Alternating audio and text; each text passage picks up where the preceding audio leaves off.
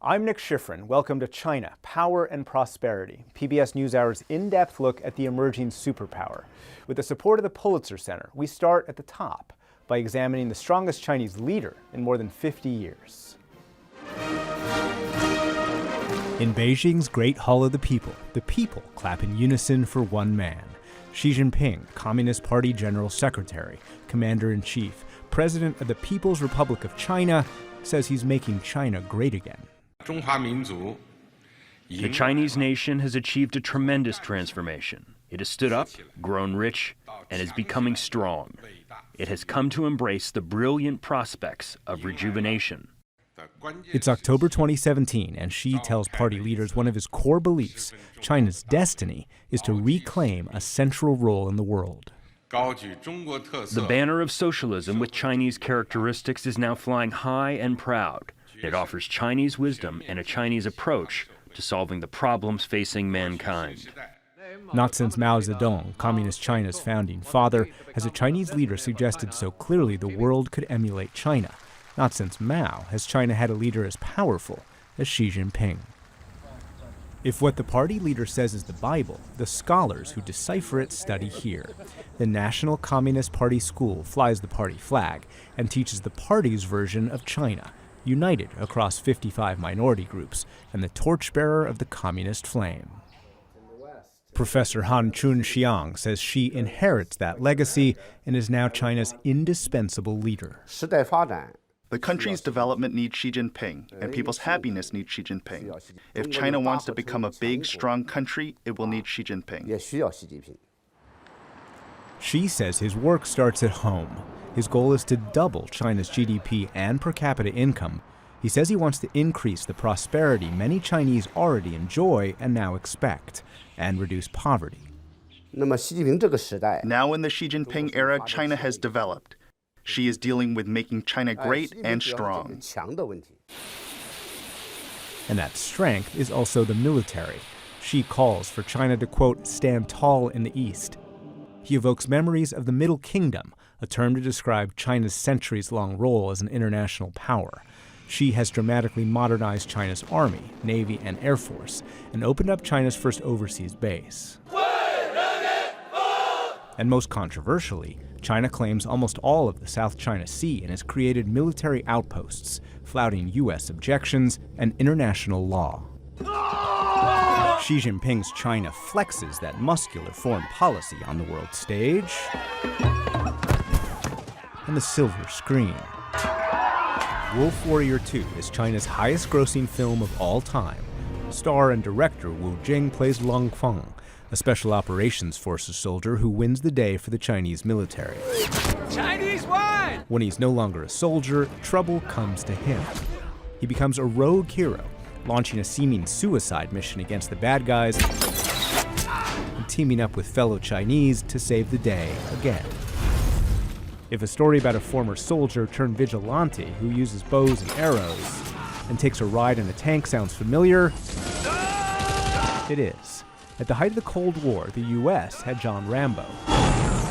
Wu Jing asks, why can't the Chinese have their own heroes? I think for Long Feng, I want him to be a hero for ordinary people. I think human beings need heroes. There are many qualities in a hero, like bravery, selflessness, and dedication. Pass me the flag. It's more than dedication to China. The good guys are the Chinese military. The bad guy, welcome to Africa, son, is a violence-loving colonialist American. People like you will always be inferior to people like me. That's history. The film has made Wu Jing rich and famous. He says the film's nationalism is a product of the country's progress under Xi Jinping. In Chinese modern history, China has been bullied for a long time. When we are rich, our country can protect us. When we feel like we are in danger, we will be protected by our country, not like before. But Xi Jinping isn't only about protecting the people. He protects and restores the prominence of the Communist Party. Xi has reasserted the party into people's lives and private businesses. Can you describe these awards? Hong Chang works for the medical and high-tech company Title Star, but her main job is to lead the company's Communist Party committee. She shows off her party awards. This is for one of the service brands we acquired, being in the top 10 of all service brands. Employees meet in Titlestar's party room, where Xi Jinping thought is written on the wall, and Hong ensures this private company adheres to party teaching. Today we're going to study an article. Please open the app, Study Xi, Strengthen China. Under Xi, the party's primacy has increased and targeted the youngest party members. Employees are encouraged by the company to use the Study Xi, Strengthen China app to read about Xi and party leaders and take quizzes. And Hong ensures the company's vision aligns with the party's. It not only leads our company in long-term development, the app offers our company inspiration. For a while, that inspiration came from Xi himself. Last year, there was a primetime TV show studying Xi in the new era. A robot from a future rejuvenated China challenges contestants on how much Xi Jinping thought they can memorize. The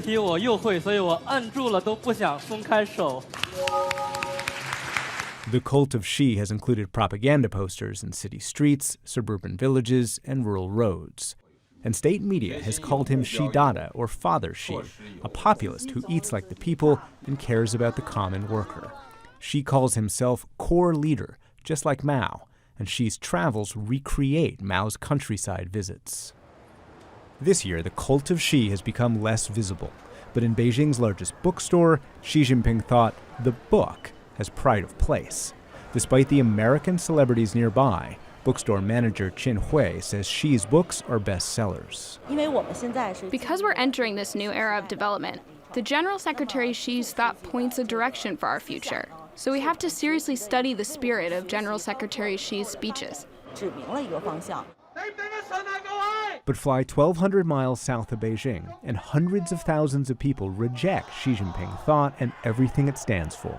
Xi Jinping's critics say he's not only spreading his own ideas, he's closing the space for anyone else's ideas, both in mainland China and here in Hong Kong, where these protesters say they feel like the city's independence is being eroded. On and off for months, Hong Kong police have clashed with protesters, and many of the protesters connect the crackdown in Hong Kong to the restriction of rights in mainland China. How can we expect that we will have democracy when the Communist Party is trying to ban all human rights and freedom in China? Lee Chuk-yan is a former Hong Kong legislator who's been fighting for democracy for decades. He's protested half a dozen Chinese leaders, but says Xi Jinping is the most oppressive. Xi Jinping began to even more aggressive in suppression. They banned the university professor from teaching about human rights, universal values, and he is trying to, build up his own Chinese dream, which is a total control of people. Under Xi, more than 1 million Muslim Uyghurs have been detained in camps. Xi's China has created a network of more than 200 million surveillance cameras. And Beijing posters have warned the public, especially women, that foreigners could be spies trying to steal national secrets. What the party says is that this is for the strength of China, that if the party were to weaken, the country would weaken, and there would be chaos. Yeah, they are always brainwashing the people that, without a Communist Party, there would be chaos. So what they are trying to say, if you have democracy, then there will be chaos. We believe in democracy, but they believe in suppression. Inside mainland China, few critics are willing to echo that language in public. Zhang Lifan is a historian who's made public appearances, but he says surveillance has increased. So we met him in the only place he felt comfortable, inside our hotel room. He wouldn't use Xi Jinping's name. Because the Communist Party of China is unchecked, corruption is widespread within the system. So, if he wants to get rid of opponents, he can easily do so by finding evidence of their corruption. Therefore, he was able to purge many political opponents with an unstoppable force. Lifan says Xi's eyes are everywhere. Lawyers who have represented activists have been disbarred. Journalists who write critically have been thrown out of the country. And as many as 2 million party members have been investigated for corruption. Xi has replaced collective leadership with centralized authority. The current leader has changed everything. He first canceled the term limit of the country's presidency, and then re-raised the idea that the party leads everything. As a result, some of the achievements of the political reforms of the 1980s no longer exist. Xi's reversing those reforms, launched by predecessor Deng Xiaoping, is a topic even Xi's allies avoid. Deng talked about there shouldn't be excessive concentration or leadership by one person. Xi has removed term limits. Why has he done that? This is not a problem yet, not the right time to talk about it. Why are the needs of the country so great that Xi Jinping needs more time? It's not the time to answer this question. And then he says to our off-camera government minder, this is a very sensitive issue. Xi and China face headwinds, both home and abroad. But for the first time in modern history, the U.S. is confronted with an increasingly assertive rising superpower that's integrated with the U.S. economy. And as the U.S. puts America first, China is led by a man who believes the future of the world has China at the center. And a major part of China's future, President Xi's Belt and Road Initiative, the most expensive infrastructure project in history. Chinese companies are building roads, pipelines, and railroads around the world, but they're also building Chinese influence. In the middle of West Java, Indonesia, fishermen drop nets from bamboo poles, and a tea plantation fills rolling hills that lead to a major highway in Indonesia's fourth largest city. Here on the outskirts of Bandung, the commuter train is old and slow. But now, cutting through the hills that lead to Indonesia's capital, Jakarta, there's a tunnel for a high-speed train, and the engineers and managers who lead this $6 billion project are Chinese. They construct railway that will carry the fastest train in southern Asia, able to travel 215 miles an hour. Xiao Songxin leads the consortium of Indonesian and Chinese companies building the railroad. The two countries' companies can complement each other, support each other, and develop together. It's fundamentally a win-win project. 2,000 years ago, the ancient Silk Road helped China spread goods, ideas, and culture all the way to Europe. Today, China aspires to recreate a maritime Silk Road of ports and an economic belt across 70 countries of roads in the orange and railways in the red, including the high-speed route from Bandung to Jakarta, where in 2013, President Xi Jinping debuted Belt and Road Initiative as a signature foreign policy. Only with high ambition and hard work can one make great achievements. We have the confidence, conditions, and capabilities to obtain our goals. For Indonesia, the goal is to collaborate with China on Belt and Road projects to lift millions of its citizens out of poverty. At this construction yard, many lower-skilled Indonesians in the yellow hats have been trained by Chinese workers in the white hats. Belt and Road projects create jobs and spark development, says Indonesian Minister Luhut Panjaitan. This benefit us very much, because we're going to have also like a new cities, suburb, so then we can spread out people to the area. Yeah. With new industry, new employment, new production. Yes, indeed. Indonesia needs improved infrastructure. Right now, the road from Jakarta to Bandung weaves through the edges of forest, where constant traffic means the 90-mile trip takes 5 hours. On the railroad being built over the next 3 years, the trip will take 45 minutes. Luhut dreams of Indonesians traveling like the Chinese. I experienced now when I was in Beijing, I went from Beijing to what name of the city, only 1 hour by speed train, Very comfortable. Like the train we rode from Hong Kong to the city of Shenzhen on the Chinese mainland. We will soon arrive at Shenzhen Bay. Welcome to China. In 20 years, China has gone from no high-speed rail to the longest high-speed rail network in the world, thanks to state-owned enterprises.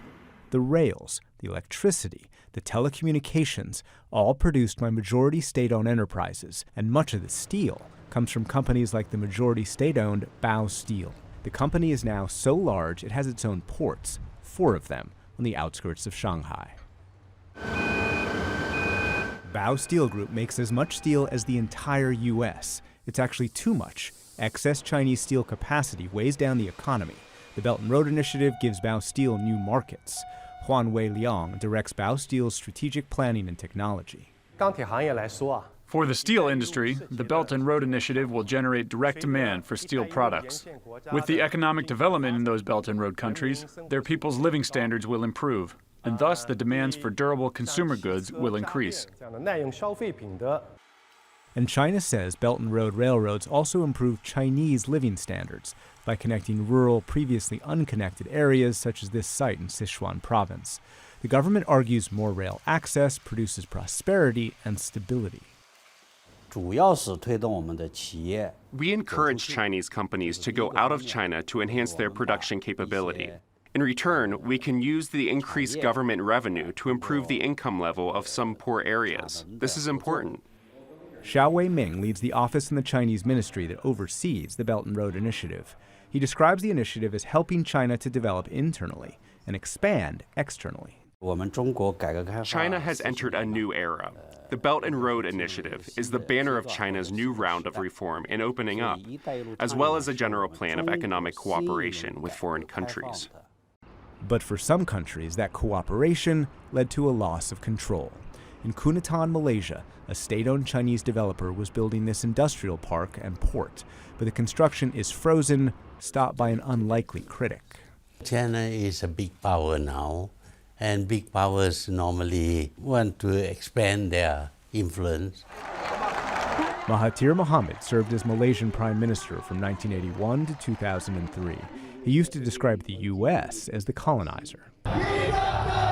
But last year, at the age of 92, he came out of retirement and was re-elected. His opponent was accused of siphoning off Chinese money connected to Belt and Road contracts. Mahathir called China the new colonizer and Belt and Road projects predatory. Everything is imported, mostly from China. Workers were from China. All the parts and the material were from China. And the payment for the contract were also to be made in China. That means that Malaysia doesn't get any benefit at all. The original contracts called for Chinese-built ports, Chinese-built pipelines, a $20 billion Chinese-built rail link, and the Malacca Gateway, a Chinese-financed development project on the Malacca Strait, through which almost all Chinese oil flows. Mahathir accused the Chinese of taking advantage of a corrupt government. The whole thing was done in a hurry by the previous government without due regard for the interests of Malaysia. In Belt and Road deals, countries can lose sovereignty and China can gain assets. Sri Lanka had to hand over a port when it couldn't afford debt payments to a Chinese bank. To build this Belt and Road railroad with Chinese loans, Kenya agreed to apply Chinese law inside Kenya and give up East Africa's largest port if it couldn't repay its debts. And to pay for South America's largest dam, Ecuador is selling 80% of its most valuable asset, oil, to China at a discount. Mahathir says he too feared that loss of control. When you start borrowing huge sums of money and asking foreign countries to develop, and then you cannot pay, then obviously you are going to lose that part of the country. That warning has been echoed by the United States' most senior officials. We don't drown our partners in sea of debt. We don't coerce or compromise your independence. The United States deals openly, fairly. We do not offer a constricting belt or a one-way road. The U.S. argues China's version of Belt and Road fosters corruption. The state-owned China Communications Construction Company alone has been accused of bribery across 4 countries. The U.S. also warns China's ports could one day host Chinese warships. Last year, Secretary of State Mike Pompeo warned that could lead to a Chinese empire. When China shows up with bribes to senior leaders in countries in exchange for infrastructure projects, then this idea of a treasury-run empire build is something that I think would be bad for each of those countries and certainly presents risk to American interests. The United States government describes the Belt and Road Initiative as a way for Chinese to exert control and to increase Chinese power around the world. We Chinese do not have what you call ambition or a grand vision to change the world order. We only want to promote more economic cooperation. What's your response to that criticism? That the Belt and Road Initiative contracts are debt traps and aren't transparent Chinese companies won the bidding, and other foreign companies did not win. And the reason is simple. Foreign companies and workers are not as hardworking as the Chinese. But don't those Chinese companies get advantages, not because they're just hard workers, but because they're protected by the Chinese state? I cannot say it's the Chinese government's support. China's financial institutions will provide financing only if they deem the projects are profitable. We do not make investments blindly. We Chinese are not stupid. And some of the countries with Belt and Road investments say they're not stupid either. Malaysia renegotiated with China, and in late July, the construction of the rail link restarted in a joint Malaysian-Chinese ceremony. China agreed to reduce the price tag for construction by 30% and allow more Malaysian workers. They are willing to listen to our views, and in the end, they accommodated our problems. U.S. officials say they're trying to develop an alternative. The leaders of a new $60 billion agency that launched in October have been visiting countries where China is investing. The U.S. is pitching public-private deals to counter Belt and Road investments. And the U.S. advocates Japanese investment as an alternative. Japan built Jakarta's local subway, but the Chinese deals are better, Indonesian Minister Luhut told the Japanese. And I said to them, okay, look, your term on the, on the previous project, I think too tight for us. The Chinese offer us now the term much better. And countries who receive Belt and Road investment say the Trump administration is difficult to deal with compared to the Chinese. They've got this Belt and Road initiative. Does the United States offer anything like that?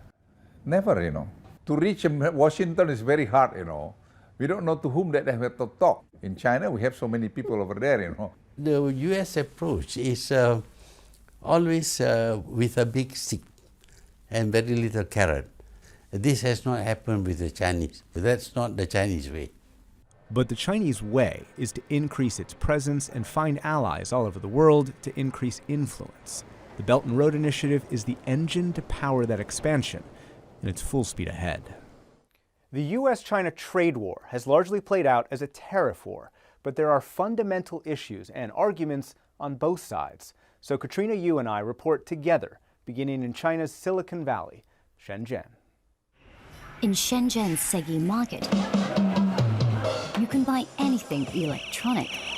There are 10 floors of circuit boards, battery-powered children's toys, digital watches, wireless headphones, even Bitcoin mining computers. And all of this is sold all over the world because international companies have long tapped into China's massive market and huge supply of reliable labor. If you have an electronic product that's labeled made in China, the chances are its parts come from here and end up all over the world, including the U.S. For decades, the world's two largest economies, the U.S. and China, have been integrated. But now the Trump administration is trying to change that. And the trade war is not only going to affect American businesses and consumers, but also businesses and consumers here in China. Segi Market has been called the barometer of China's electronics industry. Components and finished products are sourced from super factories all over Shenzhen. More than 60,000 businesses have set up shop here. While they may sell everywhere, this year all eyes are on the U.S. I hope the trade war doesn't continue to get worse. Let's keep a peaceful relationship. Don't raise tariffs because no one wins. All the vendors we spoke to blame President Trump for the trade war. And some say Trump feels threatened by China's success. China's electronics industry is pretty good. Now Trump is just trying to suppress China's development. Though some freely admit to selling copies of US products. I ask her if this is a GoPro. No, it's not a GoPro. GoPro is made abroad and it's very expensive. But this one is cheap and it's similar. How similar, Nick? Well, very similar. The Chinese sports cam looks exactly like the American GoPro. At this Chinese New Barlin store, take a look at the words. The sneakers and the writing look an awful lot like American New Balance. That's just two examples of Chinese copycatting that the U.S. has turned into theft on an industrialized scale. The U.S. has indicted hackers connected to the Chinese military for stealing specs of an American power plant similar to this model and navigation satellite technology. And the U.S. says the most expensive weapons system ever, the American F-35, looks just like the Chinese J-31 because Chinese hackers stole the designs. The U.S. says in just a few decades, theft helped China make its military world-class and its companies technology leaders. That kind of technological advancement doesn't happen organically. Jake Parker has lived in Beijing for a decade and is the vice president of the U.S.-China Business Council, which advocates for American businesses in China. China's system is set up in such a way that the state has access to information that companies would consider to be trade secrets. The amount of information that's transferred to the Chinese government goes far beyond what would be expected in another market. As businessman, you handle it, man, and presidential candidate, Donald Trump has accused China of pursuing decades of predatory trade practices. We can't continue to allow China to rape our country, and that's what they're doing. It's the greatest theft in the history of the world. When you see China, these are fierce people in terms of negotiation. They want to take your throat out. They want to cut you apart. The Trump administration has increased U.S. demands that China stop intellectual property theft and what the U.S. calls other unfair trade practices. The administration has released 2 major investigations into Chinese corporate theft and labeled Chinese computer, telecom, and technology companies risks to American national security. President Trump has raised issues that have been an irritant in the relationship for a very, very long time. You know, we're the piggy bank that everybody steals from, including China. That have not been adequately addressed by the Chinese side. And frankly, those issues go to the core of how China's economic system operates. It's state-owned enterprise reform, it's industrial policy, it's subsidies, it's overcapacity. These are not going to be easy solutions that China is going to be able to implement immediately. That's because those protectionist measures and state-sponsored business development have fueled China's rapid economic rise. Nowhere is that more obvious than China's artificial intelligence, or AI, industry. In China's northeastern Liaoning province, X-Robot is working on human-like AI robots. China wants to be the global center for AI by 2030, and some in the Trump administration believe China is fast closing the gap on the US's dominance of AI. They can mimic facial expressions, respond to questions,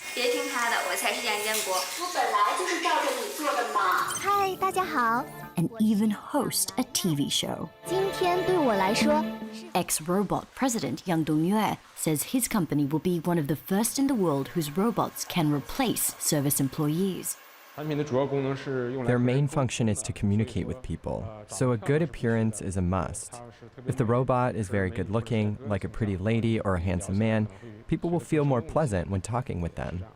Beijing has been so determined to catch up and surpass the US in AI technology, it's committed $150 billion to its development.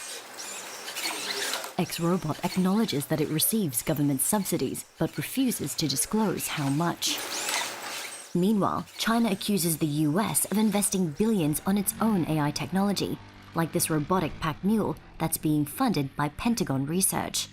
But Katrina, the U.S. denies that Pentagon spending is a subsidy and complains China's subsidies are into private companies and concealed in every industry, tilting the global playing field in China's favor and violating international trade rules.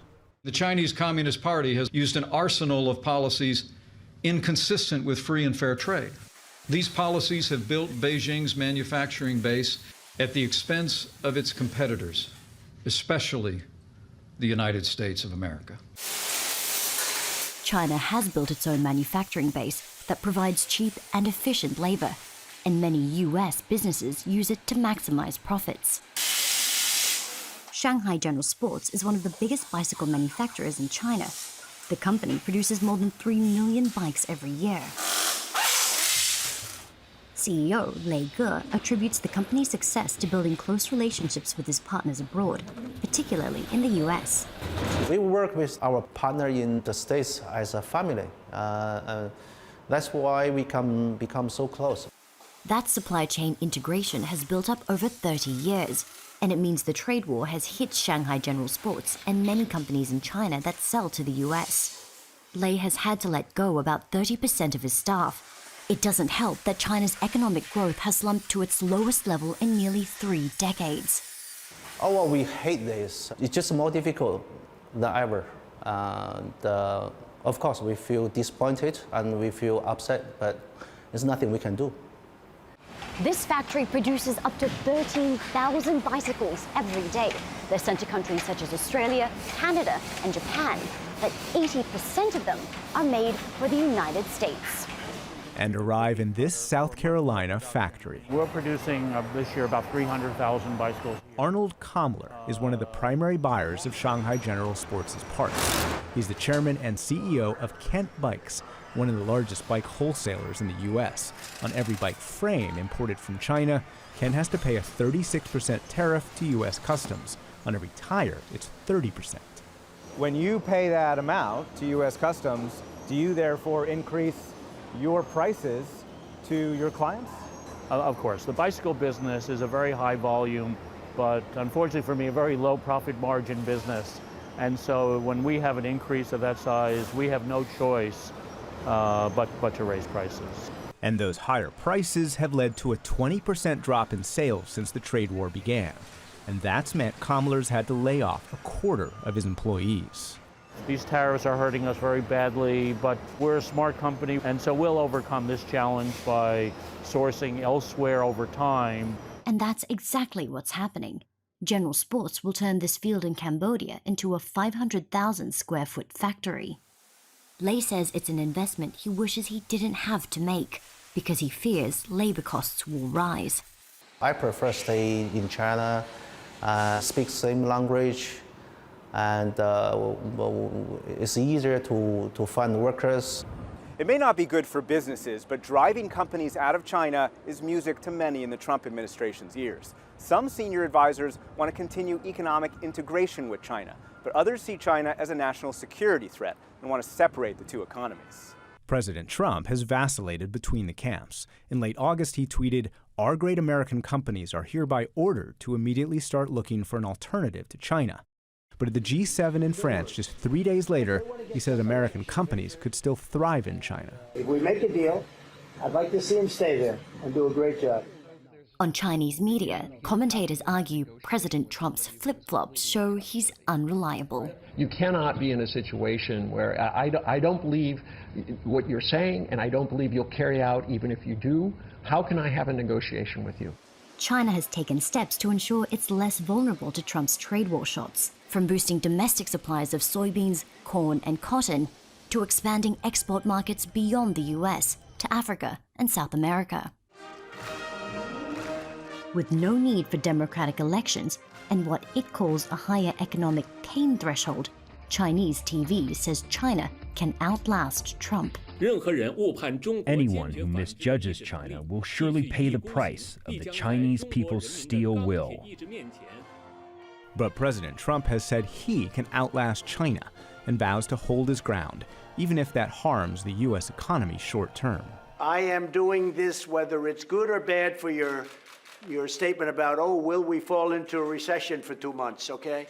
The fact is, somebody had to take China on. My life would be a lot easier if I didn't take China on, but I like doing it because I have to do it. Which means U.S.-China cooperation is decreasing and the confrontation is increasing.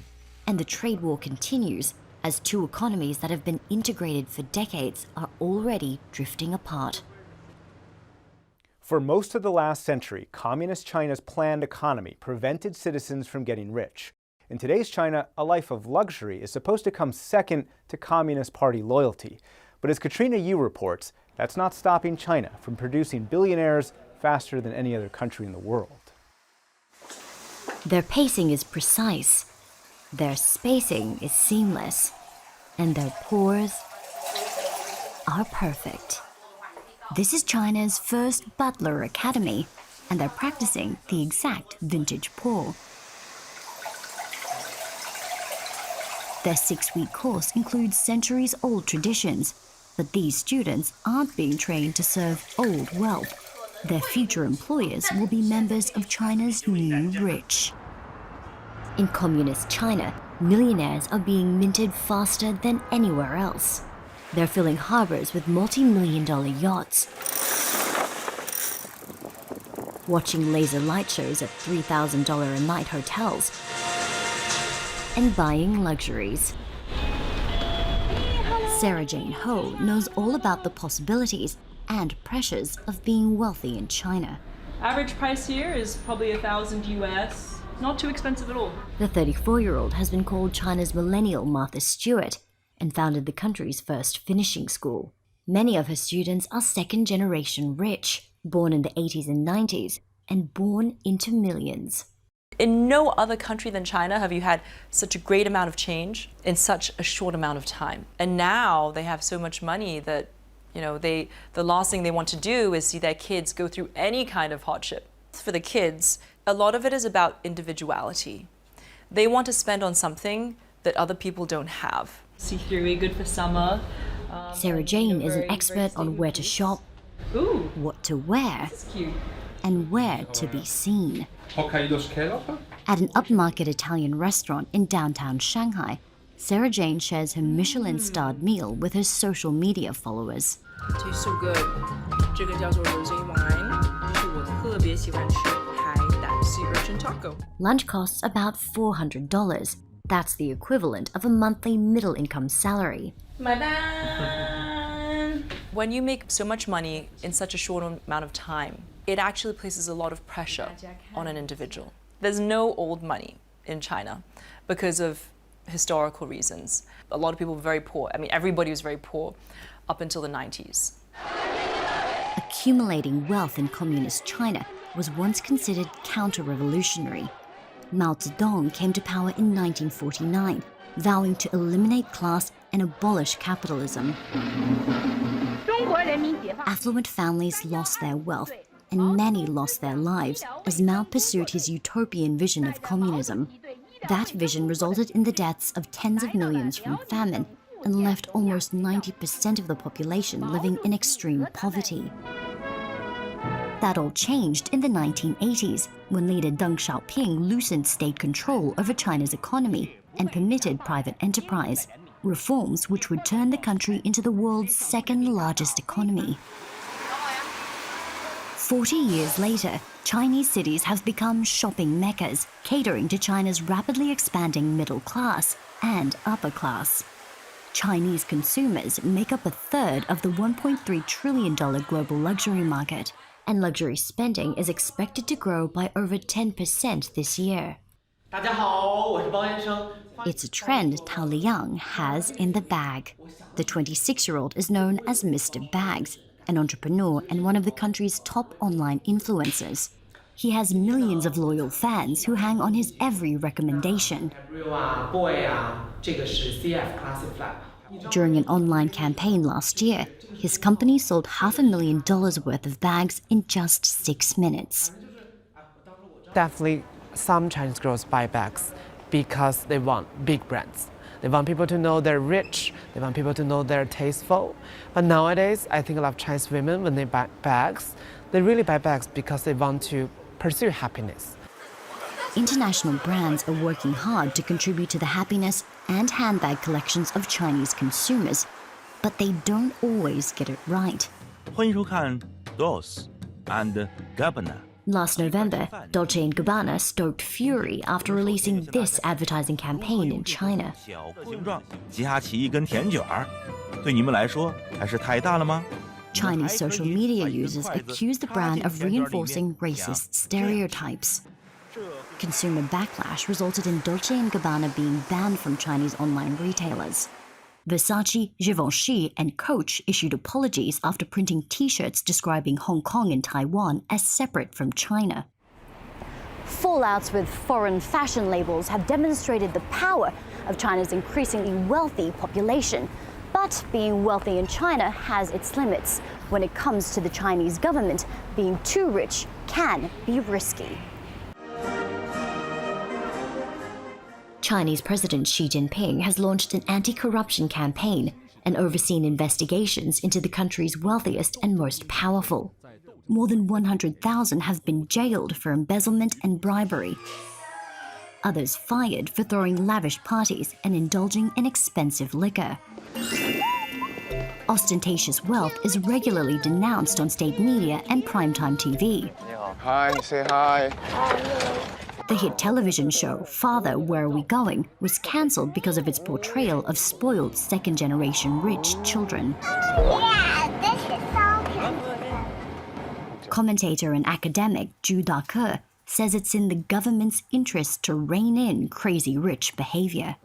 The Chinese government knows that if rich people show off their wealth too much, it will deepen the impression of social polarization by ordinary people. The Chinese government requires rich people to be low-key and poor people to be contented with their life. Then the country would be stable. China's ultra-wealthy must closely align themselves with the government. Jack Ma, a tech tycoon with an estimated $40 billion fortune, is a member of the Communist Party. I feel proud for what President Xi said yesterday. Movie star Jackie Chan routinely defends Beijing and attacks international critics. Last month, the Hong Kong resident described pro-democracy protests in the city as sad and depressing and called himself a protector of the Chinese flag. You must firstly be on the same side as the government, so the government can feel they made you successful. All of the successful people should stand on the same side with the government. If you do not support them, they will make you unsuccessful. The government has vowed to eradicate poverty by 2020, saying it's lifted 83 million rural poor out of poverty over the last 6 years. But according to the World Bank, many more remain behind. 27% of the country's population, 300 million people, continue to live on less than $5.50 a day. And while some struggle to put a roof over their head, others build roofs for their dogs. Zhou Tianxiao spent $500,000 on a pet paradise for his border collie Sila, complete with a training gym, a dog-themed party space, and an indoor doggy pool. Zhou Tianxiao grew his fortune selling pet products online. He showed us a wall decorated with photos of his best friend, who he credits with lifting him out of depression. It's like raising a child. I have deep affection for my dog. I rarely take photos of myself. When someone asks me, how should I introduce you, I say, call me Siler's dad. He's integrated into every part of my life. In China, the richest 1% own a third of the country's wealth. Zhou says he's bombarded online by critics who question his choice to splurge on a dog while millions must fight to survive. But the only opinion he cares about is Sila's. He never cares about who you are or your social status. People think I'm some silver spoon kid wasting my parents' money by giving my dog a life of luxury. That's not true. I've worked hard and experienced challenges. And as the gap between China's rich and poor continues to grow, Zhou refuses to apologize for his lifestyle. It's normal to be criticized. I don't care. Part of the money you earn pays for the criticism you bear. My mind is at peace. In China, it seems there's very little money can't buy. Technology has helped China achieve extraordinary growth and wealth, but critics say it's facilitated a surveillance state. We begin the first of two stories focusing on Chinese technology in a remote area that's becoming more connected. In China's Lipu Mountains, past rolling hillside farms, the remote city of Guilin is nestled into a valley and built along a riverbank that's been inhabited for 10,000 years. Today, this old town is getting older, the population is older, and often needs medical care. The closest hospital is far, so on this day they line up for a mobile clinic on a bus. Visiting specialists have a small room in the back for x-rays and a nearby room for eye specialists to check for cataracts. In this clinic, everything is electronic, and all the patient records and data feed into a single phone application. It's made by the company Ping An, and the app is called Good Doctor, Local doctor Luo Jiangshang says the technology changes everything. Before we had this platform, patients had to go so far away. It was a big burden. Now, with this platform, it saves both money and time. For decades, a country that suffered from widespread rural poverty relied on so-called barefoot doctors to provide remote areas medical care. Today, technology, from medicine to telecommunications to artificial intelligence, is helping transform the country. China is quite unique because it's been a rapidly developing country. So we have very varying, uneven distribution. Technology helps to bridge those gaps and deliver service, particularly in an environment like this. Jessica Tan is the co-CEO of Ping An, who's building towers over Shenzhen, China's Silicon Valley. Ping An boomed financially into the world's second-largest insurance company, but now it's celebrating by turning old insurance into new tech. In September, Ping An unveiled new facial recognition software for drivers.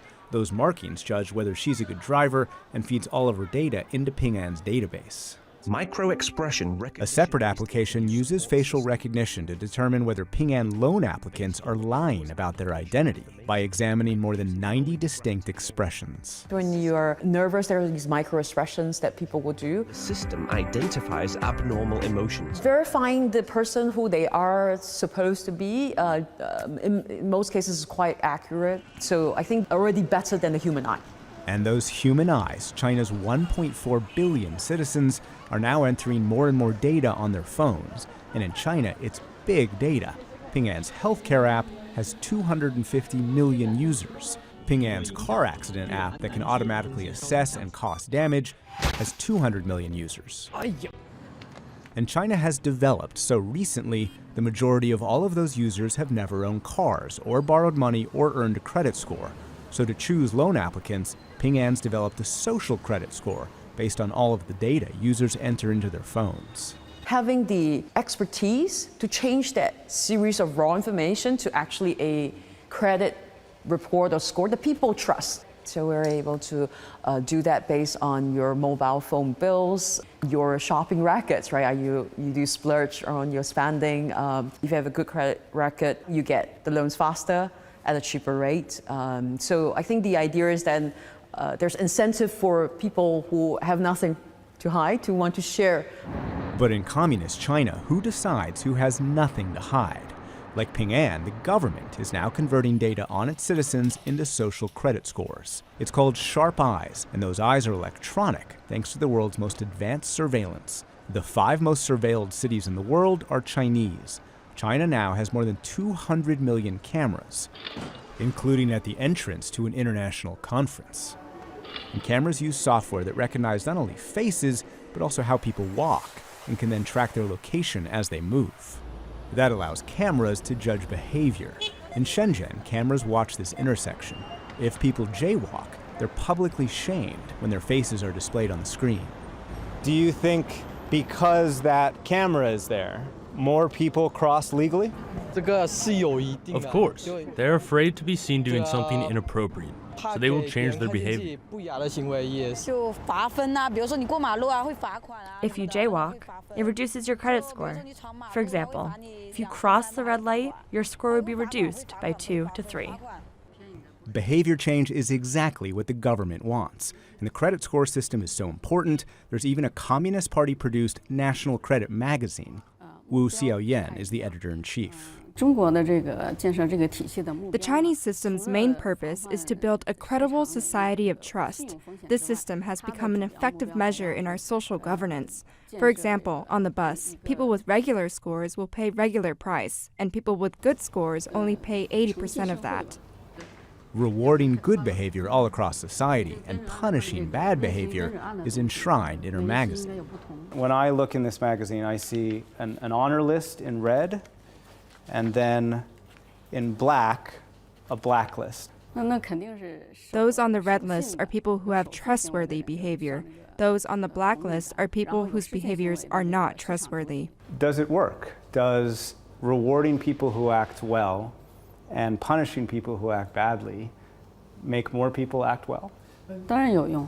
Of course it works. And something about that question made her uncomfortable. She and her staff walked out of the interview and the newsroom, but the microphones were still rolling and recorded their conversation about my questions. What kind of question was that? Don't talk about the government. Talk about companies, businesses. We need to be calm. We cannot refuse to be interviewed. Not too rigid or serious.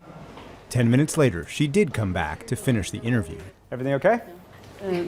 She said everything was okay, but the government's critics say everything is not okay because they say China's big data is becoming Big Brother. Companies that use the social credit system and the government say the social credit system improves people's behavior. But critics say that the government can use the social credit system to target and penalize anyone who opposes or criticizes the Communist Party. In Hong Kong, protesters say mainland China is exporting a system of surveillance. So when they demonstrate, they climb up ladders and try and cover up the cameras. And protesters also cover up their faces. This 21-year-old and her friends declined to give their names for fear China would punish them. Although I'm wearing a mask, they're like AI tracking down our faces, and maybe they will just use computers and recognize us in maybe just 1 second, and having all our identifications and all our informations. We are scared about it. And protesters fear surveillance goes from cameras to inside their phones. They organize these rallies offline because they believe police hacked into their messaging apps. We are super scared that our personal information will leak out and we'll get caught based on these informations. Protesters' fears are accurate, says Jean-Li Fan, a long-standing critic of the government. He was willing to sit for an interview but refused to be seen with us in public, so he met us in our hotel room. Are you, as a constant critic of the government, under surveillance? Of course. We can feel this surveillance all the time. The Chinese authorities use a network of cameras throughout cities, facial recognition systems, as well as various mobile phone apps to monitor individuals. Surveillance is indeed omnipresent. And that surveillance happens automatically and instantaneously. Every day, Chinese citizens send more than 45 billion messages on WeChat, the country's most popular messaging service. If you type in something sensitive, like a reference to the Tiananmen Square massacre in Mandarin, the recipient never receives it. Sometimes my wife and I suddenly can't contact each other. I noticed that whenever foreign media reporters were trying to set up interviews with me, the police would always show up downstairs. And I've noticed that the police who follow me use the same mobile phones from Huawei. Huawei is a $100 billion phone and technology giant that's the world's largest provider of telecom equipment. U.S. officials describe it as the symbol of high-tech Chinese government suppression and beholden to the Communist Party, alongside fellow telecommunications giant ZTE. As a matter of Chinese law, the Chinese government can rightfully demand access to data flowing through Huawei and ZTE systems. Why would anyone grant such power to a regime that has already grossly violated cyberspace? The Trump administration has mostly blocked U.S. companies from selling technology to Huawei, but the company is expanding its 5G or fifth-generation phone technology, and Vice President Vincent Pang says business is booming. All our major customers still stay with Huawei. We signed a 50 contract with our major customers for 5G already, and this year we will deliver 150,000 base stations outside of China. I think that is the fact. And that expansion of Chinese technology around the world has enormous implications for China and the U.S. And now we examine that expansion and why the U.S. believes it's a fundamental threat to democracy. We start by returning to Huawei to look at its influence far outside of China's borders. It may look like an Apple event in California, but this is Germany, and the presentation is for the Chinese company Huawei. World's first 5G. In September, Huawei launched the world's first chip with integrated 5G, or fifth-generation technology. It will dramatically speed up phones, 5G, and is designed to connect everything around us, transmit huge amounts of data instantly, and transform entire cities. We're now walking on the floor that touches everything in your city. Huawei Chief Digital Information Officer Edwin Diender shows off what Huawei calls Smart City. Closed-circuit cameras feed into a database with advanced artificial intelligence, and facial recognition can identify everyone, cross-reference license plates, and analyze unlimited information. Diender calls it the future of policing. Where, for example, today, teams manually need to have to look through CCTV camera footage. With a good video cloud analytics platform, you can say, I'm looking for a white guy, blue jeans, red t-shirt, and give an order or a query, almost like a Google search. I can say, find me this black car with this particular license plate, of which I think it is an L or a 7, a W or an M, but I'm not sure. Then the system can look into different camera points, for example, and does it for you. Huawei promotional videos compare the combination of AI, 5G, and surveillance to how a brain processes information to control the body. The US fears that Huawei's information isn't secure because the control is actually the Chinese government's. To have Huawei operating as a 5G network in our country or in our allies' countries, we believe represents a fundamental compromise of our national security and the privacy of millions of citizens. It may actually be billions of citizens. Huawei and other Chinese telecom companies are building 5G and smart cities in more than 65 countries. PBS NewsHour producers in 3 continents heard praise from police and alarm from human rights advocates beginning in the Philippines. There will be no let up in this campaign. The government of President Rodrigo Duterte is waging what it calls a war on drugs. It's turned to China for help. In 2016, Duterte traveled to Beijing to secure Chinese government loans that allow the Philippines to buy a Chinese safe city. Huawei sets up safe city solutions. In terms of the benefit of this project to the country, it's immeasurable. Jonathan Malaya is the Philippines' Department of Interior and Local Government's Undersecretary. If we are to ensure the safety and security of our countrymen, we must use every tool available. But how are those tools being used? The government's opponents call the war on drugs an extrajudicial, murderous crackdown that's killed tens of thousands. And they say Chinese technology could enhance government suppression. What a Safe Cities program is all about is increased electronic and technological surveillance.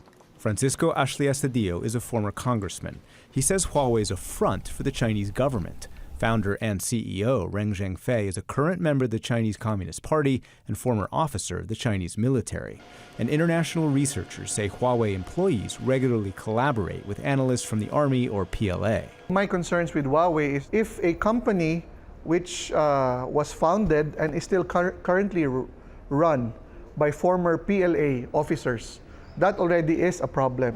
Huawei insists that it's private and independent, and the Philippines government points to Huawei's success. If you look at the Southeast Asian region, no country has banned Huawei. Why should we be unduly alarmed when the rest of the world is not alarmed? But critics say that misses the point, because Manila's safe city could hand over unlimited data to Chinese companies that must collaborate with the Chinese government. Chinese law says, quote, any organization or citizen shall support, assist, and cooperate with state intelligence work according to law. China has no independent judiciary for companies to appeal. They cannot say no to any request from the Chinese government for such kind of intelligence gathering. We found similar concerns 5,000 miles west in Ethiopia. For more than a decade, Ethiopian and Chinese officials have collaborated to improve Ethiopian infrastructure, including the phone and internet backbone for state-owned Ethio Telecom. Almost $1.6 billion we have an agreement with Huawei. They are implementing the telecom infrastructure. But that infrastructure provides a backdoor for intelligence agencies, says investigative journalist Daniel Berhane. They designed the system in a way the security agencies can parallelly access the internet data and the voice data. Berhane is the editor of a news site and was Ethiopia's first political blogger. He accuses multiple Ethiopian governments of repression and surveillance, but says Chinese technology has allowed this government to better exploit Ethio Telecom to spy on its critics, including journalists. Berhane says he too was targeted by government surveillance and his accounts were hacked. Spy agency used that code and entered my Facebook account. Huawei was an accomplice in setting up the system in a manner. Huawei is doing a business. Why would they care about my political rights and my freedom? That same question was asked by the new government in another country, 8,000 miles further west, Ecuador. ECU 911 coordinates Ecuador's emergency responses and receives a national network of 4,600 surveillance cameras.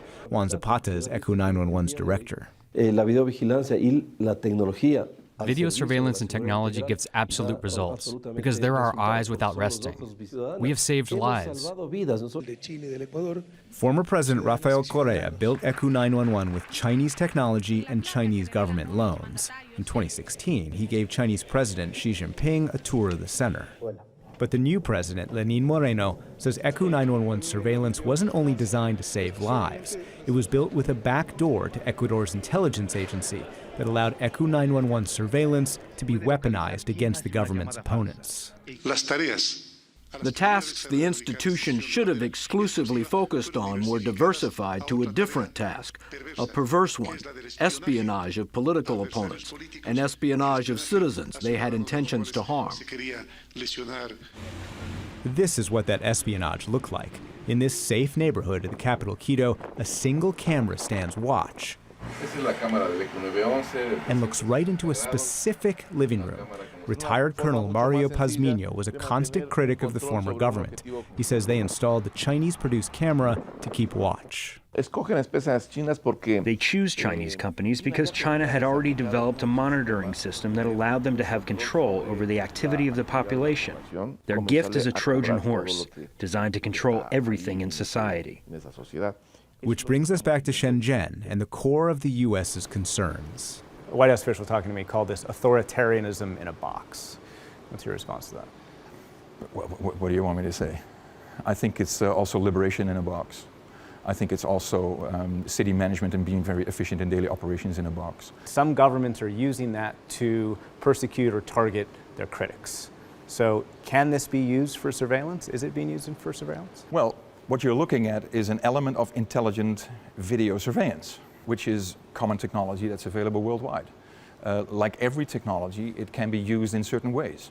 Does that concern you, that some of these countries might be using this? Personally, yes, of course. I'm a person just like everybody else is a person. I have my own concerns and my own views, and yes, of course, that is a concern. But the genie is out of the bottle. Huawei's been packaging smart cities and 5G for years.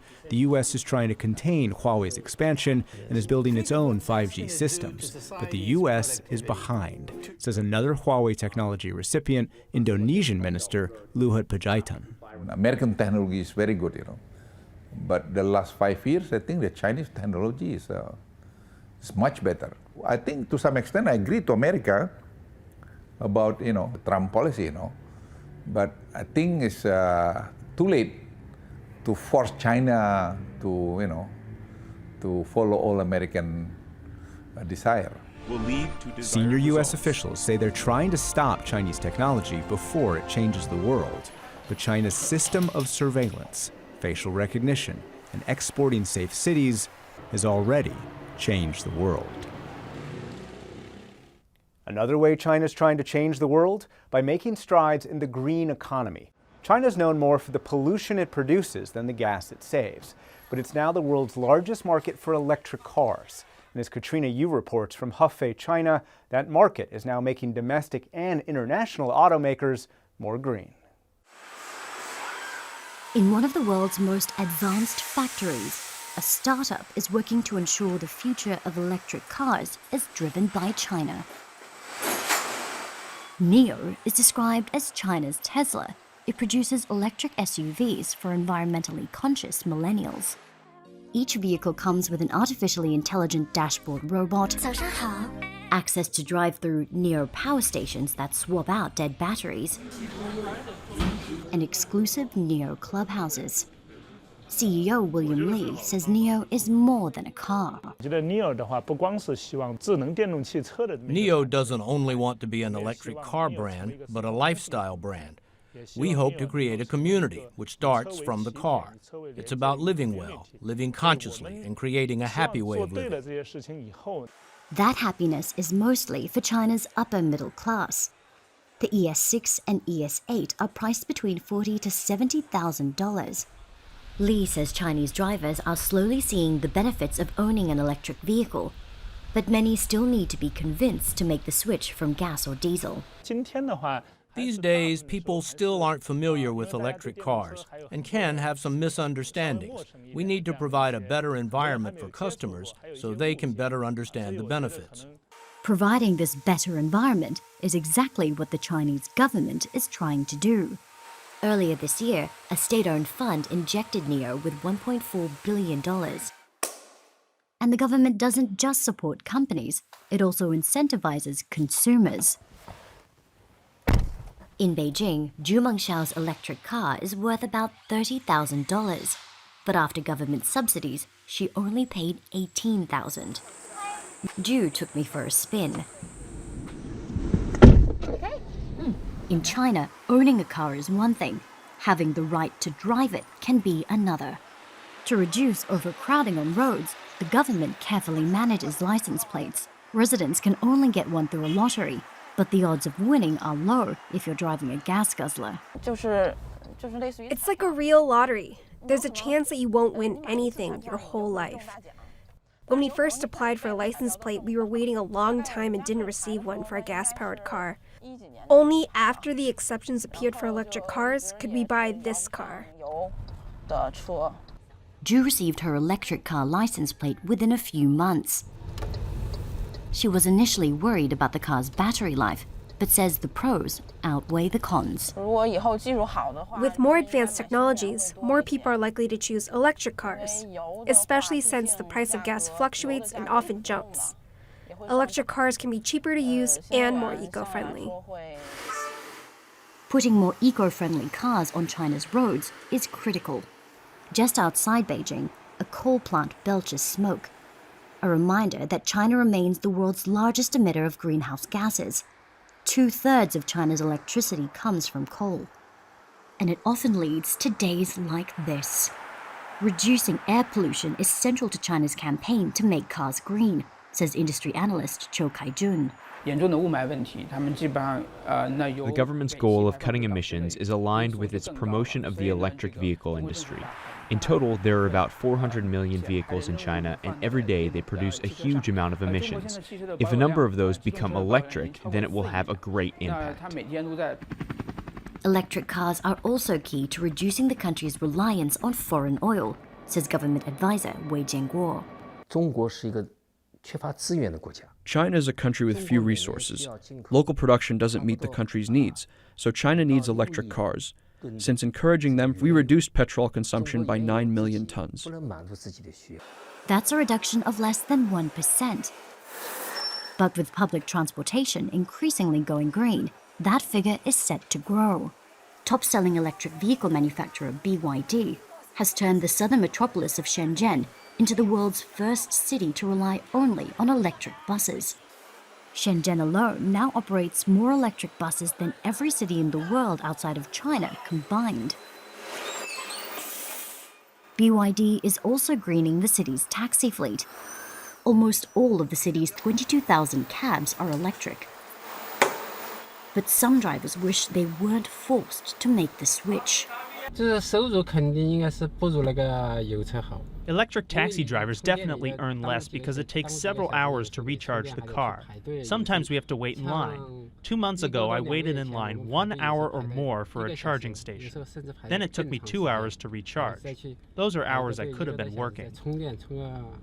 But he has no choice. The central planners of China's government say they're committed to ensuring the electric vehicle market becomes a world leader. This year, China imposed an emissions credit system that requires car manufacturers to reduce emissions below a certain level or pay for credits from other companies.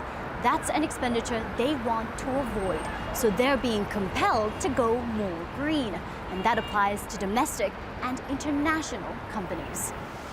At a plant in Foshan in China's south, German automaker Audi is building its first fully electric car designed especially for the Chinese market.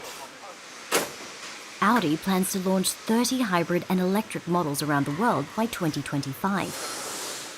China is Audi's biggest market, And China's drive for new energy vehicles, or NEVs, is impossible to ignore, says Director Executive Heinz Philippassen. This is a key element here in China, so it would be a very big risk not to be able to offer NEV technology in Chinese market. So for us, not acceptable. We sell more than 30% of our cars. We target to have 40% of our cars sold in China. So for us, it's a key market. Audi isn't the only global brand lining up to comply with China's E-strategy. Ford and General Motors will also launch electric models made specifically for the Chinese market by the end of this year, while Tesla's first factory outside the US is nearing completion in Shanghai. But for Chinese brands, there have been some speed bumps. NIO is struggling with months of sluggish sales and reports of battery fires. The company has had to fire 10% of its workforce. And across the country, a weakening economy has reduced auto sales, including a 7% slump in electric vehicle sales.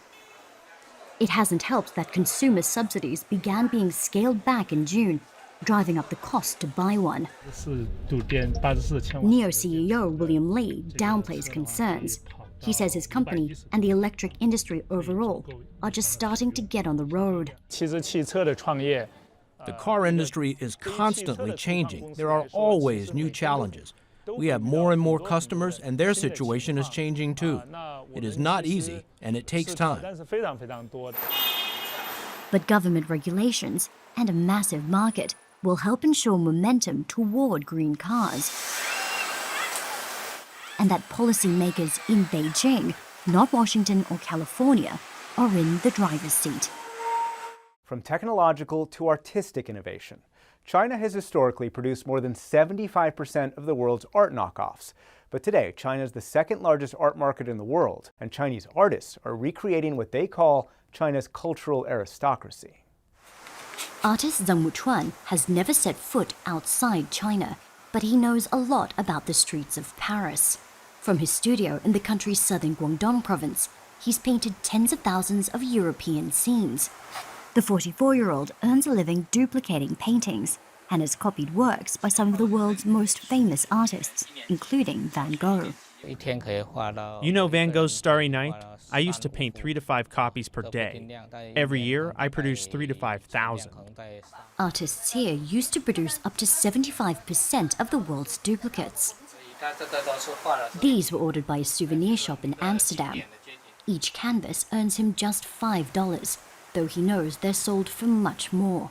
He often spends 14 hours a day, 7 days a week, painting duplicates. People say painters here in Dafen Village are no better than copy machines. We started before things became digital and the quantity was huge.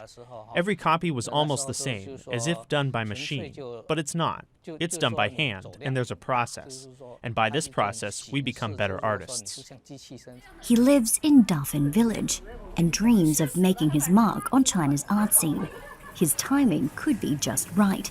Once notorious for forgeries and fakes, China's art market is now forging ahead. This isn't a mad dash on Black Friday. It's the race to grab a seat at one of the country's most prestigious auction houses, China Guardian. Last year, the firm says it closed $822 million worth of sales. 1/3 of all art global sales are now made in China, and the country's new wealthy class are a hungry market. Here, ink paintings, paper fans, and calligraphy can sell for millions. With traditional works commanding such high prices, Chinese buyers are starting to see art as a more reliable investment than the stock market. China Guardian is the country's oldest auction house, founded with the mission of recreating China's cultural aristocracy. We are now living in a flourishing age. We see more people visiting exhibitions, museums, and collections. This shows that the level of people's artistic appreciation and cultural quality is improving. In China, we say our nation has 5,000 years of history, and we can understand Chinese society and humanity through our art and culture. Beijing-based artist Hao Liang says China is slowly restoring its artistic legacy, something lost during the Cultural Revolution of the 1960s and 70s, when many artists were condemned as counter-revolutionaries. People have loved to collect art since the olden days, whether it was royal collections or private collections. China was a country which favored art, but we had a break in our history. We are restoring it. There's respect for art and culture. The 36-year-old's ink paintings have sold to the likes of New York's Metropolitan Museum of Art and the Centre Georges Pompidou in Paris. But contemporary paintings such as his aren't as sought after in a Chinese market dominated by traditional art, where some consider more modern work heretical. I think it's fair and normal for people to criticize. After all, I'm doing what I want and don't think too much about cultural tradition or what's popular according to the current climate. But that climate is changing thanks to younger buyers. Beijing gallery M. Woods is popular with millennial art lovers and often showcases collections by Western artists, including British artist David Hockney. Visitors to this gallery represent a new generation of Chinese art enthusiasts, educated abroad and increasingly interested in Western work. But they are the urban elite minority. The majority of Chinese art buyers are middle-income, middle-aged, and buying their art in places like Dafan Village. Art dealer Jack Ye serves a man looking to decorate his home. 10 years ago, most of his customers were foreigners looking to buy copies of European paintings. Today, he says they're mostly middle-income Chinese looking to buy original Chinese art. He says the change is thanks in large part to a government push to shed China's copycat label.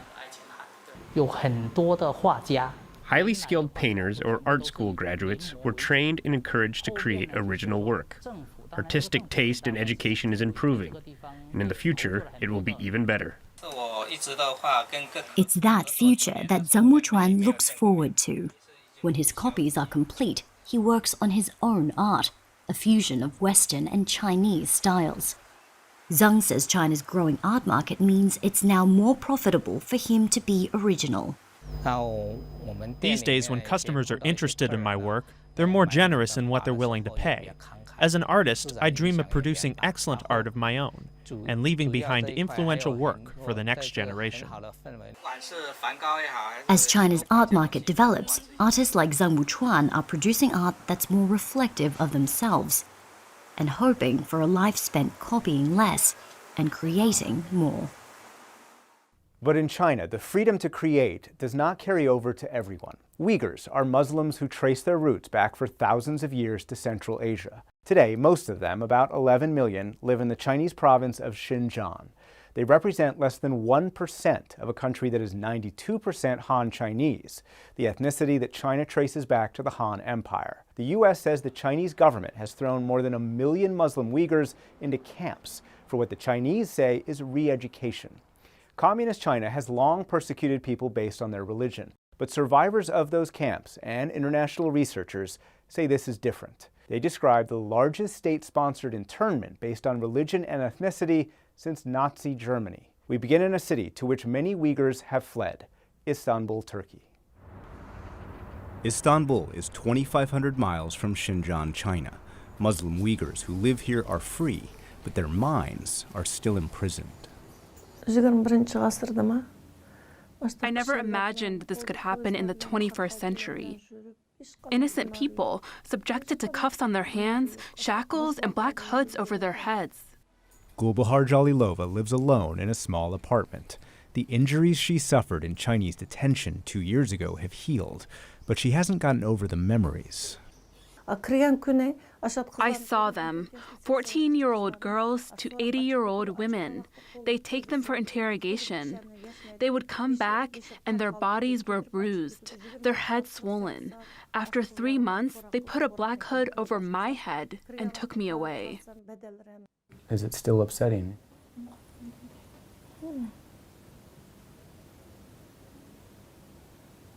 What are you thinking about? I feel like I'm in there right now, there in the cell. I'll never forget this as long as I live. They destroyed my life. Abdul Salam Muhammad also found sanctuary here on the banks of the Bosphorus. He and every Uyghur we spoke to live in self-imposed exile because they are too scared of the Chinese government to go home. Can you describe for us what that detention center was like?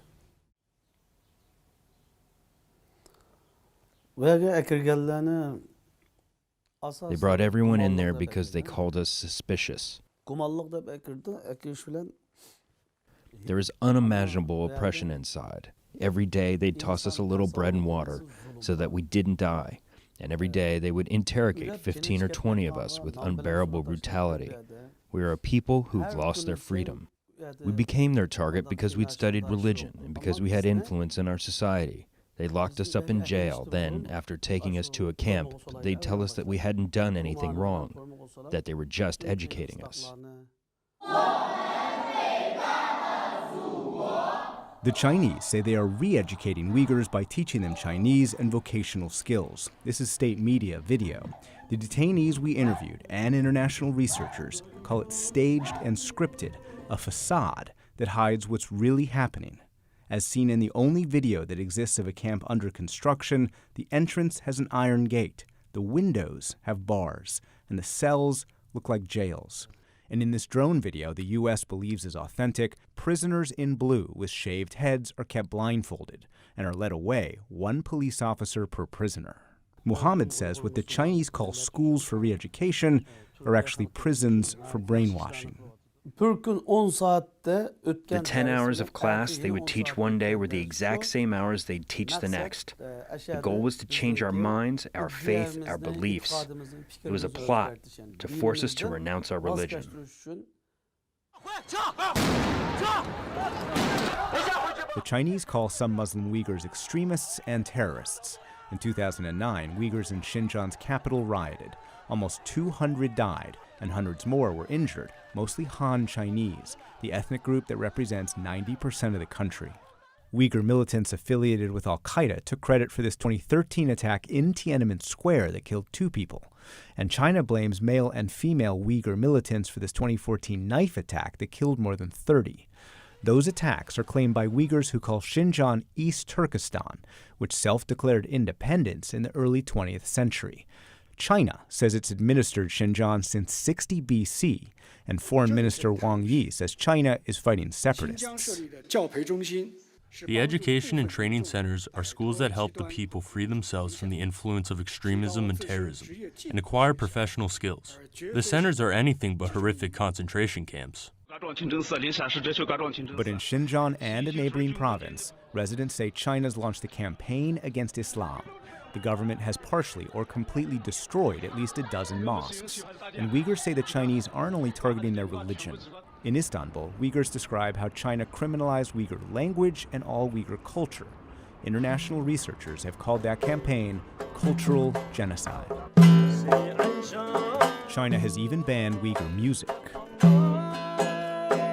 Yusuf Suleiman sings about a culture that's been lost and a people who've been silenced.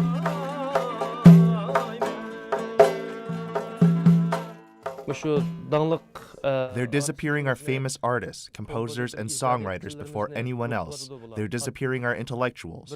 They've burned what they wanted to burn and scrubbed what they wanted to scrub. He gave us photos of all his family members who have disappeared into camps. He hasn't heard from any of them in more than 2 years. The absolute worst thing is that I don't know whether they're dead or alive. Our communication is completely cut off. The attacks on Uyghur culture extend to clothes and the core of a conservative Muslim culture. When's the last time you were able to speak to your wife? Yasin Zunin came here hoping to expand his business and then bring his wife and daughter. But as soon as he left, he says the government kidnapped them and threw them into camps. That was more than 3 years ago. We've been each other's life. I don't feel for anything beside my wife and children. Even when I wake up at 2 in the morning, I check my phone to see if I can find videos of them. One night, he did find something. Photos online of his daughter in a Chinese school, dressed in a Han Chinese costume instead of traditional Uyghur clothes. And a video of his wife and other Uyghur women wearing traditional Chinese makeup and costumes. That's his wife. He calls her a sheep forced to wear the wolf's clothing. They are trying to make us deny our own culture, and they are targeting and assaulting our women. Instead of suffering from this kind of shame, I wanted to just die and be over with everything. If I can't protect my woman, how can I call myself a man?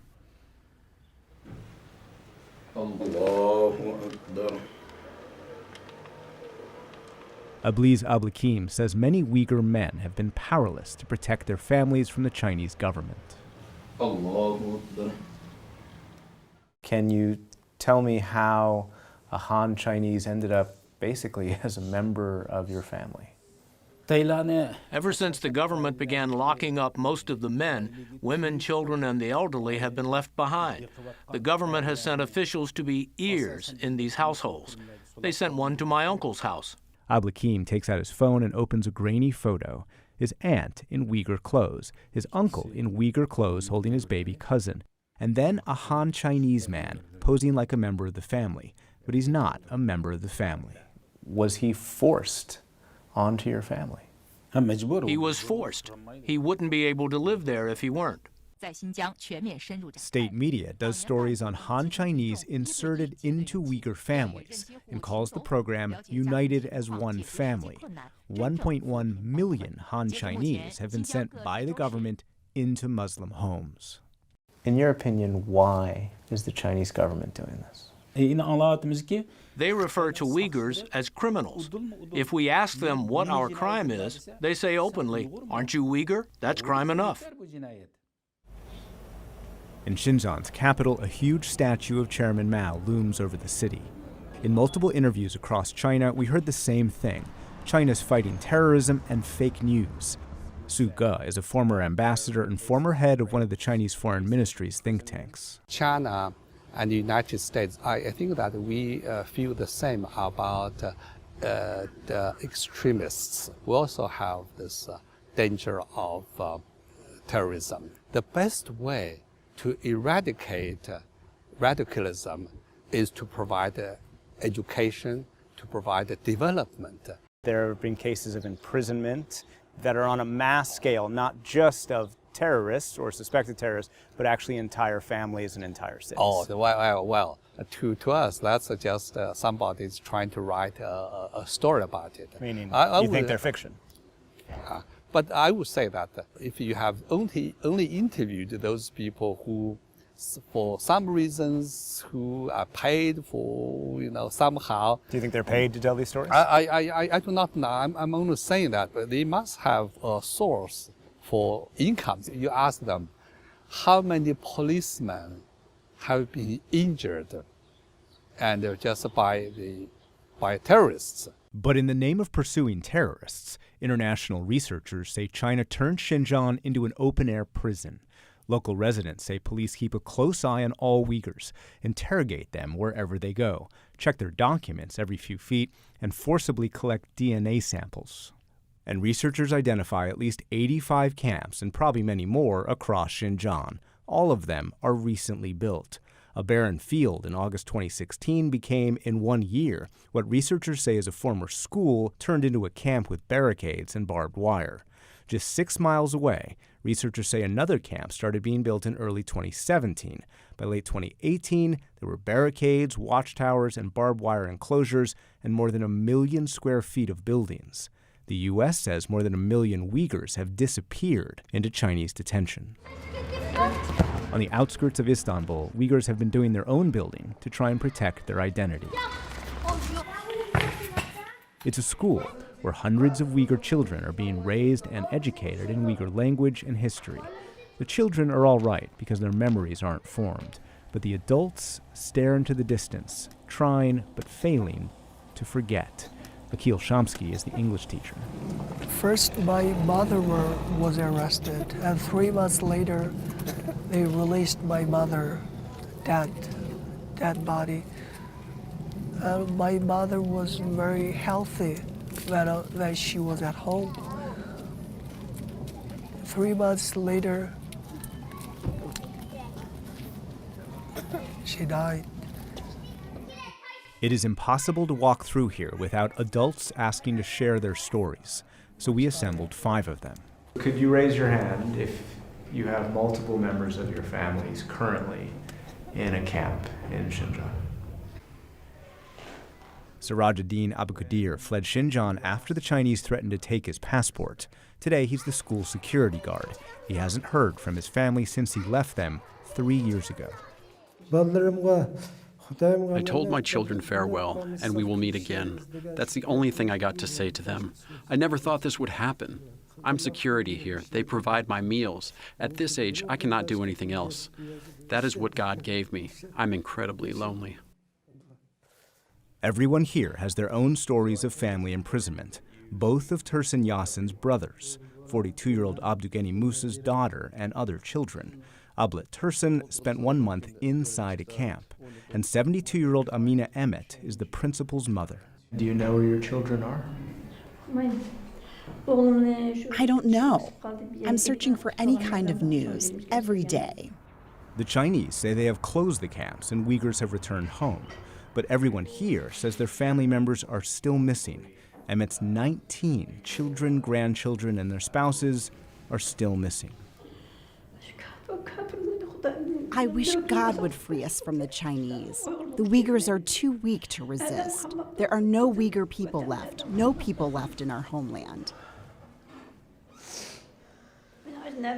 My eldest son passed away years ago.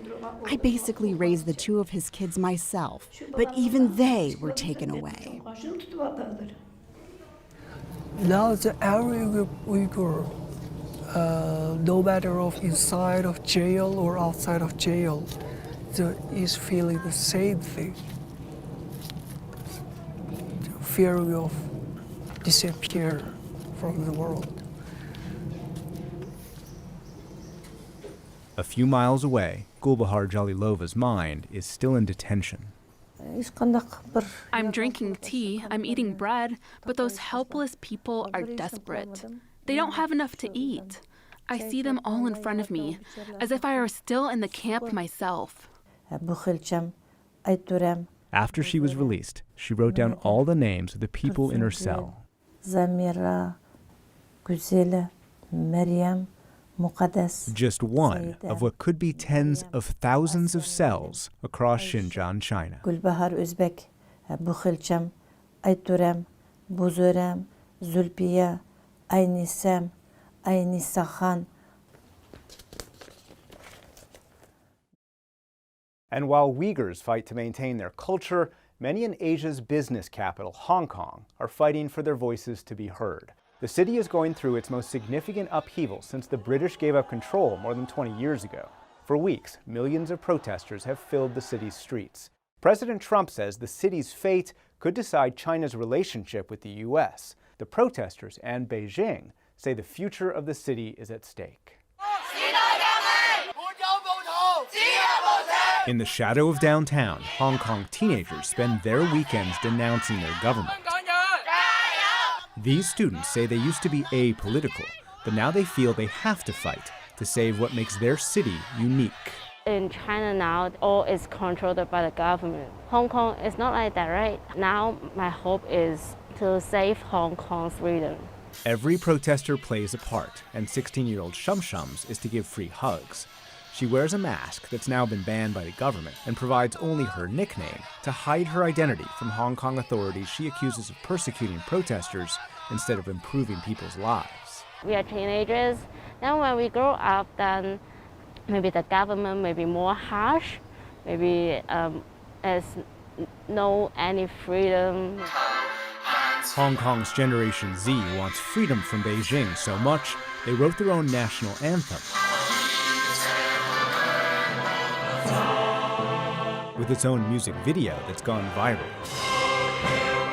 Break now the dawn, liberate our Hong Kong, they sing. United, we say this is today's revolution.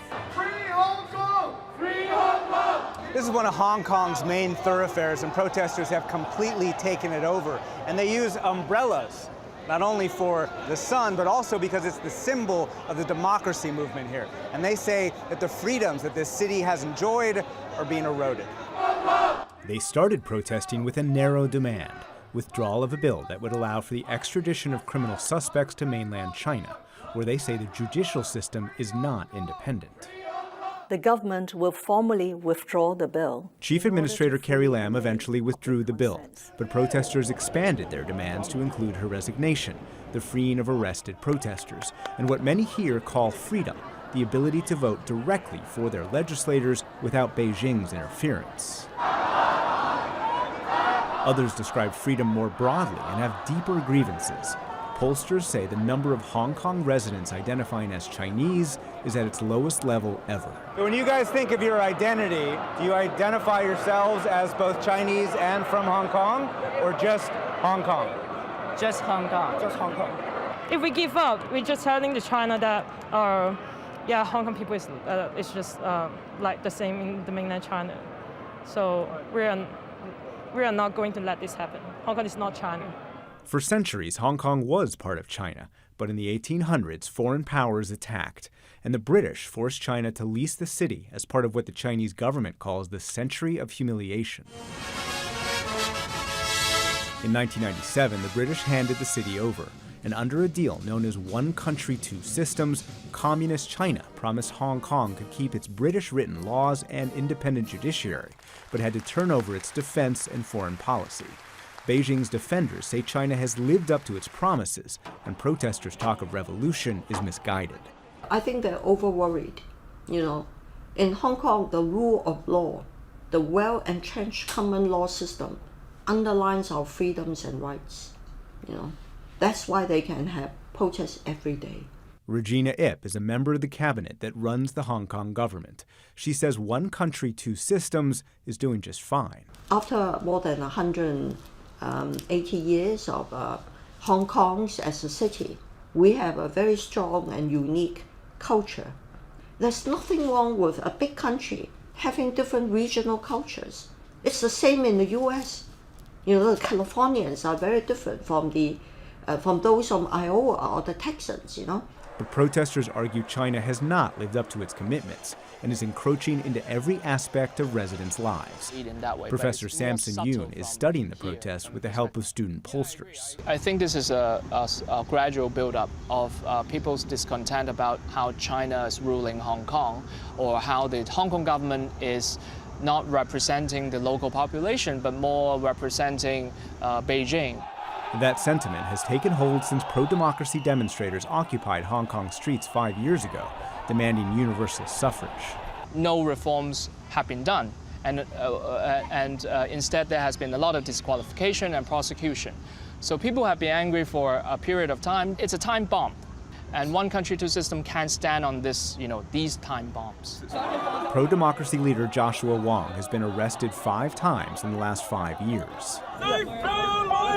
In 2015, the employees of a bookstore that sold books criticizing Beijing disappeared inside mainland China.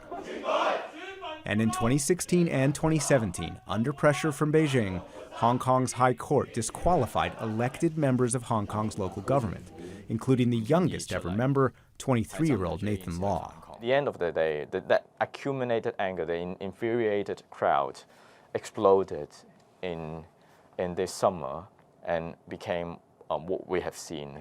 Law says he was disqualified not because of a proper ruling, but because Beijing was afraid of the younger generation's power. I promised to my constituency that I would not obey a regime that brutally kills its people. I will keep my promise in my campaign that I will serve the people instead of the regime.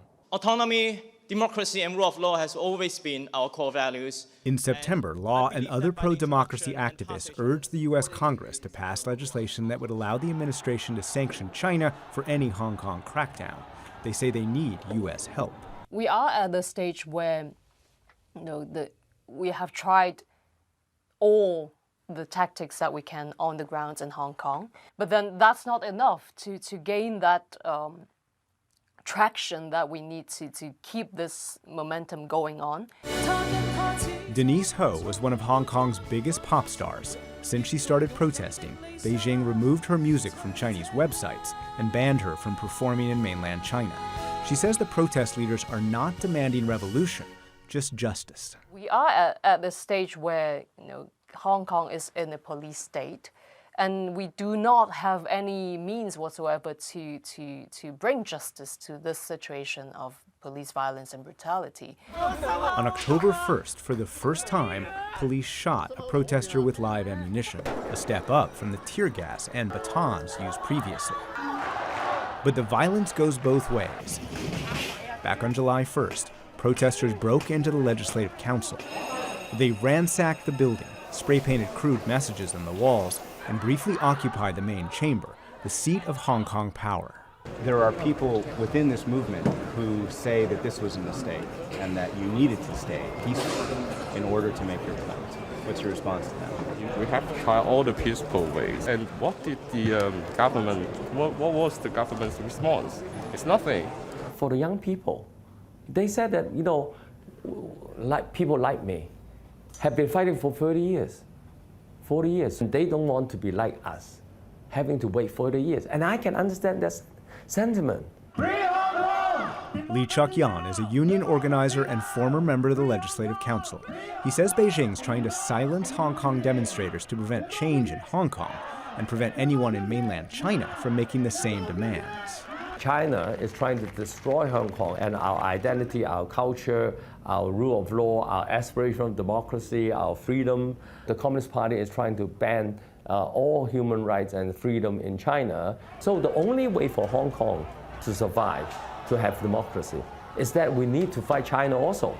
We need to change China before China changes us. Pro-democracy protesters believe their more aggressive tactics are accelerating change, but Beijing has used the tactics to portray protesters as violent threats to stability. On Facebook, Chinese state media outlet China Daily equated the protesters to terrorists who attacked the U.S. on 9/11.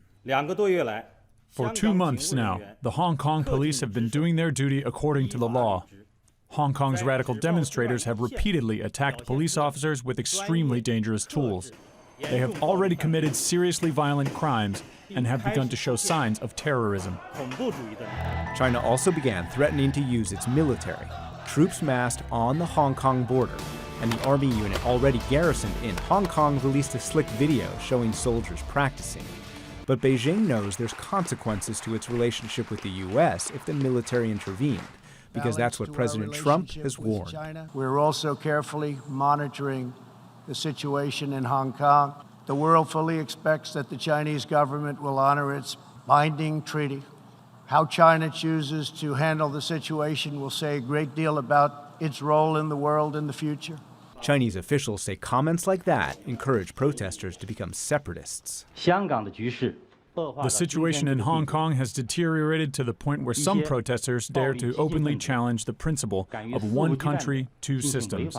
I don't think this is independent from the irresponsible and inciting remarks of some Western politicians.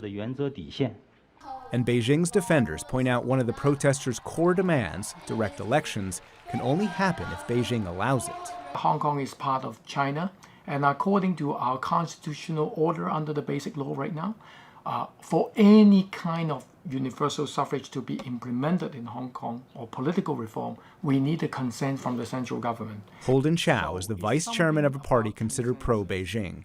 He says if Beijing is going to consider giving in to demonstrators' demands, the protests need to stop, and splits in Hong Kong society need to heal. There's a kind of mistrust between some people in Hong Kong and also the central government and mainland. So if we are not able to gain their trust, I don't think we would be able to implement any kind of universal suffrage.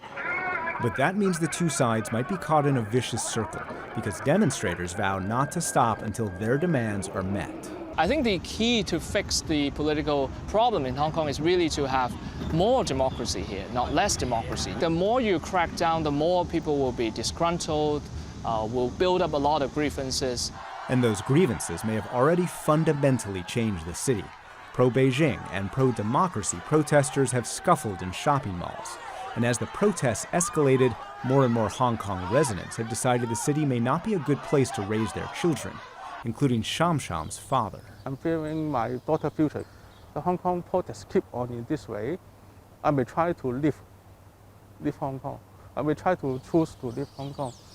Hong Kong families, residents on both sides, and pro-democracy activists and Beijing are fighting for the city's future, and the fight is nowhere near over.